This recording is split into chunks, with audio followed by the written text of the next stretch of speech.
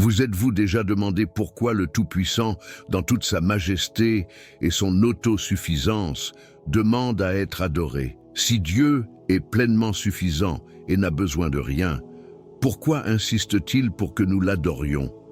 Cette question, bien qu'étrange à première vue, trouve sa réponse dans elle et profondeur des Écritures, et cette vérité pourrait radicalement transformer votre relation avec lui. Préparez-vous, car ce que nous allons partager aujourd'hui pourrait bouleverser votre compréhension de l'adoration et vous donner une nouvelle perspective sur votre vie spirituelle. Sachez que l'adoration ne concerne pas seulement Dieu, mais touche directement votre épanouissement et votre destinée éternelle. Avez-vous conscience que de nombreuses bénédictions dans votre vie pourraient être suspendues à cause de votre négligence envers l'adoration divine?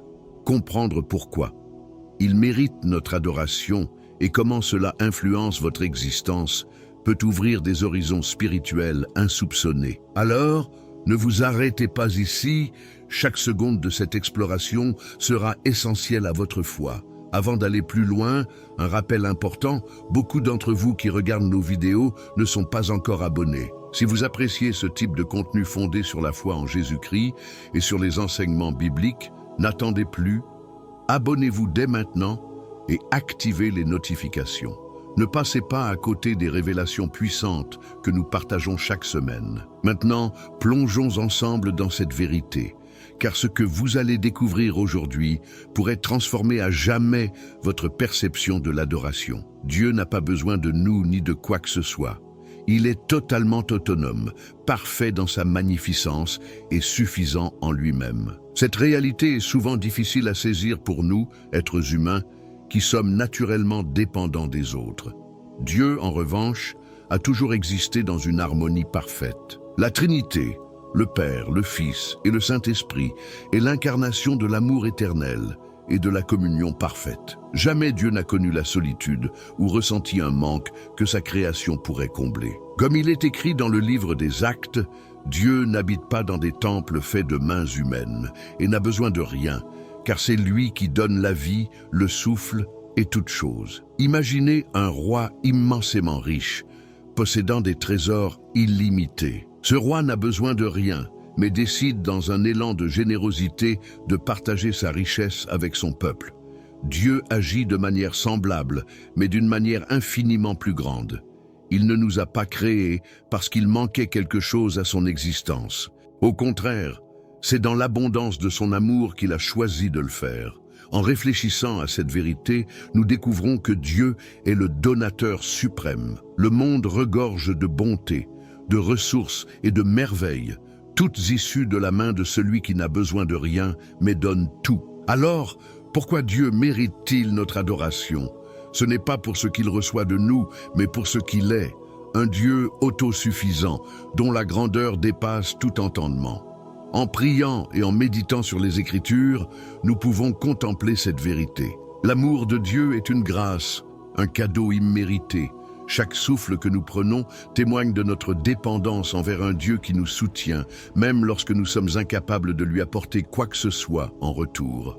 L'adoration ne devrait pas être perçue comme une obligation imposée par un maître exigeant, mais comme une réponse naturelle et joyeuse à sa grandeur infinie. Dieu nous a créés pour sa gloire, et cette vérité nous confère une place unique dans sa création. Comme un artiste qui peint une toile pour refléter la splendeur de son talent, nous sommes cette œuvre vivante, conçue pour montrer la gloire de Dieu. La bénédiction qu'est l'adoration a été conçue pour notre bien-être. Lorsque nous adorons, nous nous reconnectons à la source ultime de la vie, restaurons une relation profonde avec celui qui nous connaît mieux que quiconque. L'apôtre Paul, dans Romains 6, 16, 22, nous montre deux choix: être esclave du péché ou serviteur de Dieu.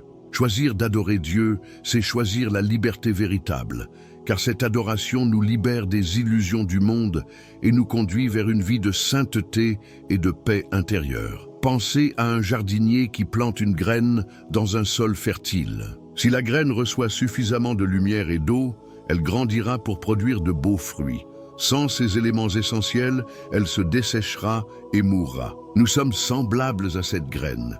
L'adoration représente la lumière et l'eau spirituelle dont nous avons besoin pour croître et prospérer. Lorsque nous ignorons Dieu et mettons notre confiance dans les choses éphémères, l'argent, le pouvoir ou les plaisirs mondains, nous nous éloignons de notre vocation divine. Cependant, en plaçant Dieu au centre de notre vie et en l'adorant, nous transformons notre cœur et apaisons notre âme. Dans ces instants d'intimité avec le Créateur, que ce soit par la prière, le chant ou la méditation des Écritures, nous trouvons un profond épanouissement. L'adoration agit également comme un bouclier contre les pièges du péché, qui promettent souvent satisfaction, mais mènent à la désillusion. Prenons un exemple. Une personne cherchant le bonheur dans l'accumulation de biens matériels peut s'enrichir, mais ressentir un vide constant. À l'inverse, celui qui place sa confiance en Dieu découvre que la paix et la joie ne dépendent pas des circonstances extérieures, mais d'une relation intérieure avec lui. Adorer Dieu n'est pas qu'un simple acte, c'est une posture du cœur. Ce que nous adorons façonne qui nous sommes. Lorsque nous adorons Dieu, nous sommes transformés à son image, devenant des reflets de sa sainteté et de son amour. Paul nous rappelle dans 2 Corinthiens 3,18 que nous sommes graduellement changés de gloire en gloire. Imaginez un potier façonnant de l'argile. Chaque moment d'adoration permet à Dieu de modeler notre caractère, d'éliminer nos imperfections et de révéler sa beauté en nous. Ce processus est progressif, nécessitant persévérance et foi. Dans la vie quotidienne, cette transformation se manifeste dans nos actions, nos priorités et nos choix. Prenons l'exemple d'une personne qui médite régulièrement sur la Bible et prie avec sincérité. Ce ne sont pas de simples rituels, mais des moments où elle est façonnée intérieurement. Quelqu'un d'impatient peut apprendre la douceur. Une âme colérique peut trouver la paix. Ces changements reflètent les fruits de l'esprit mentionnés dans Galates 5, 22, 23. Amour, joie, paix, patience, bonté, fidélité, douceur et maîtrise de soi. Cependant, ceux qui adorent d'autres choses, richesse, pouvoir ou ambition personnelle, deviennent souvent prisonniers de ces désirs. Ils se laissent consommer par leur quête incessante, perdant de vue leur humanité et leur but spirituel.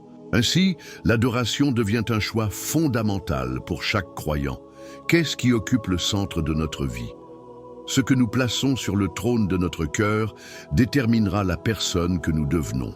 Par exemple, une personne qui idolâtre son travail peut devenir obsédée par la réussite, négligeant sa famille et ses valeurs spirituelles. À l'opposé, quelqu'un qui adore Dieu trouve un équilibre, donnant un sens profond à ses efforts, y compris dans le domaine professionnel. En fin de compte, l'adoration ne consiste pas uniquement en chants ou louanges dans un lieu de culte.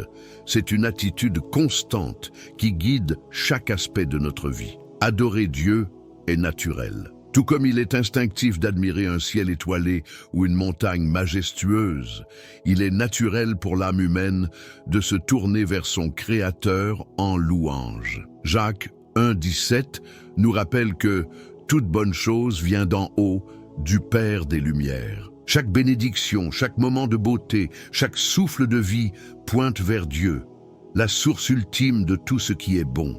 Reconnaître cela par l'adoration est une réponse naturelle et profonde à sa bonté infinie.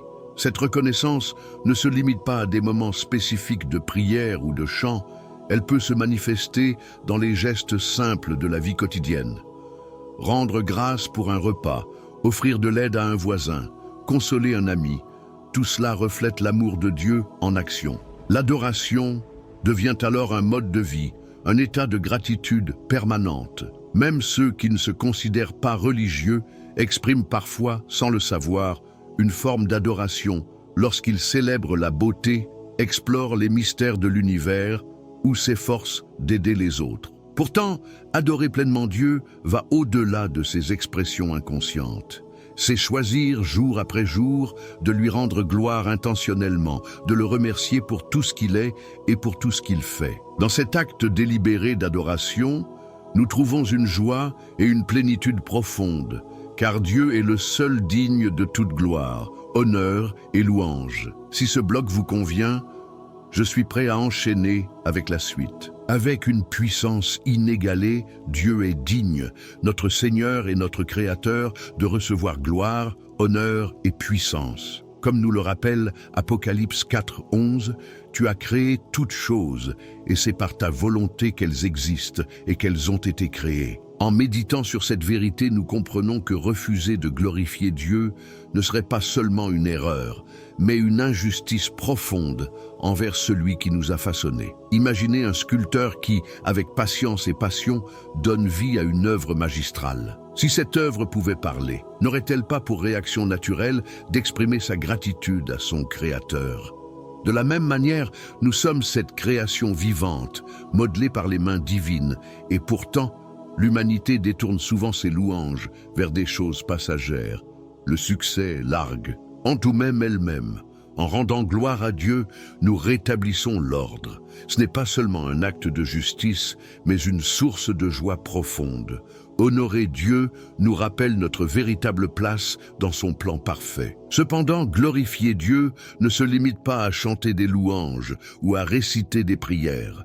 C'est un mode de vie. Chaque action, qu'elle soit grande ou petite, peut refléter sa gloire. Prenons Jésus-Christ comme exemple. Il a glorifié le Père, non seulement par ses miracles, mais aussi par son humilité, son service et son sacrifice. En imitant son exemple, même nos gestes les plus modestes, offrir un sourire, pardonner une offense ou encourager un ami, deviennent des offrandes qui honorent Dieu. Cette perspective nous libère de l'orgueil et nous invite à vivre une vie centrée sur la gratitude et le don. L'adoration n'est pas seulement une expression de joie, elle en est l'accomplissement.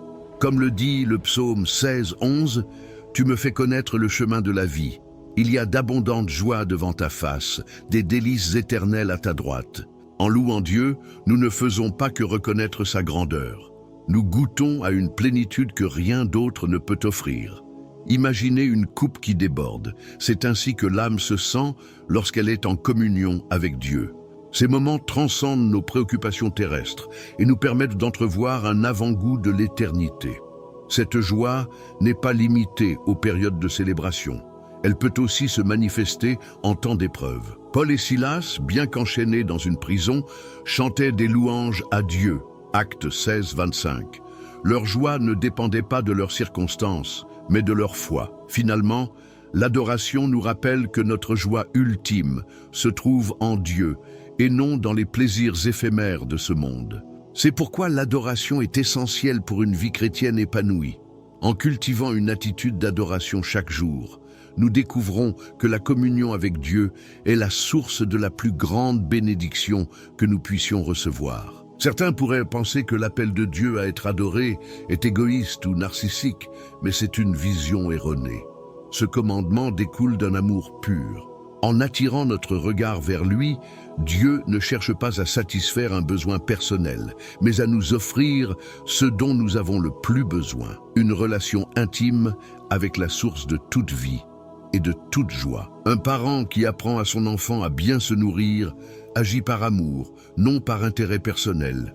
De la même manière, Dieu nous invite à l'adorer pour nous protéger des dangers de l'idolâtrie. Lorsque nous plaçons autre chose que Dieu au centre de nos vies, qu'il s'agisse de richesse, de pouvoir ou de plaisir, nous nous exposons à la désillusion et au désespoir. L'adoration, en revanche, nous ancre dans la vérité et nous libère des mensonges du monde. Adorer Dieu est un cadeau, une invitation à une communion divine qui transforme nos vies.